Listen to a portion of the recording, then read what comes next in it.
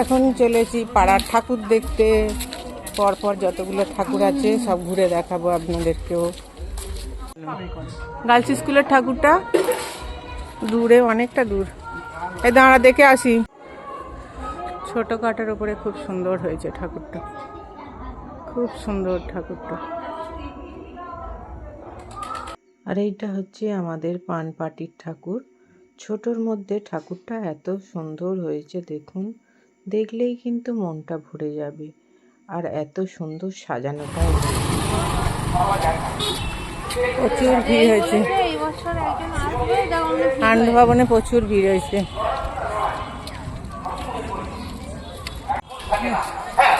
আজকে এখানে শুভাশিস আসছে।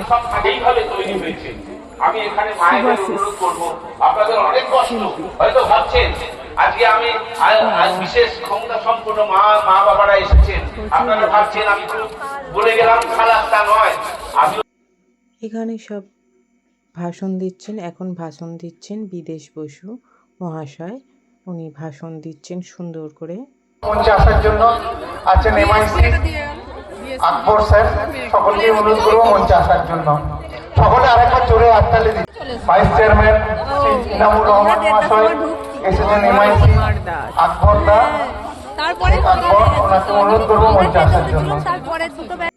আর এখানে ছেলে মেয়েদের ড্রেসগুলো এত সুন্দর লাগছে না, আমার খুব ভালো লেগেছে এদের ড্রেসগুলো দেখে।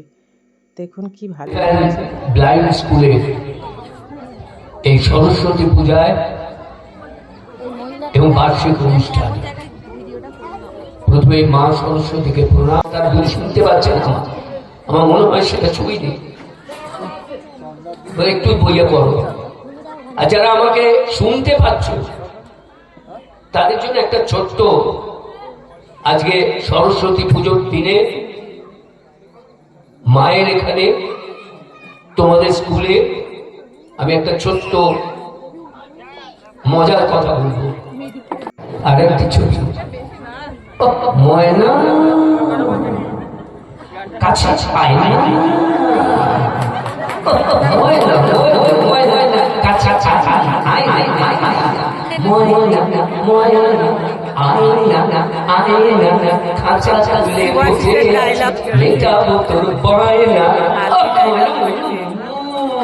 অনেক সুন্দর ডায়লগ বলে যায়। ভালো থেকো সবাই, সুস্থ থেকো। আবার কোনোদিন তোমাদের সঙ্গে দেখা হবে, আবার আসবো। খুব ভালো লাগলো আজকে। আর যার জন্য আমার এখানে আসা, বুবাই তোমাদের স্কুলের ছাত্র ছিল।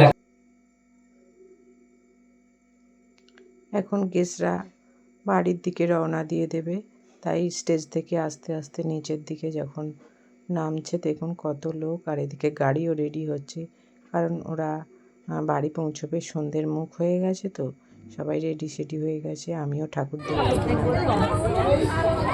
আনন্দ ভবনের ঠাকুর খুব সুন্দর হয়েছে, মায়ের মুখটা।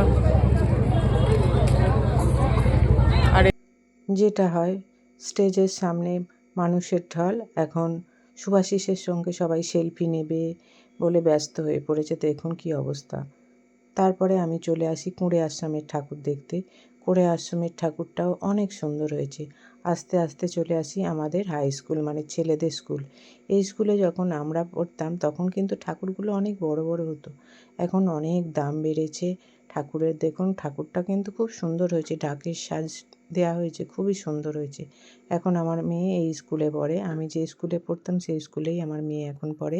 আর দেখুন আলপনাটাও অনেক সুন্দর হয়েছে, খুব সুন্দর কাজটা হয়েছে ঠাকুরের। আর এটা হচ্ছে লিচুতলার ঠাকুর। ওই ঠাকুরের পাশে যে ছেলেটা দাঁড়িয়ে আছে, ওই শান্তনু, ওর হচ্ছে এই কাজটা, প্যান্ডেলের কাজটা।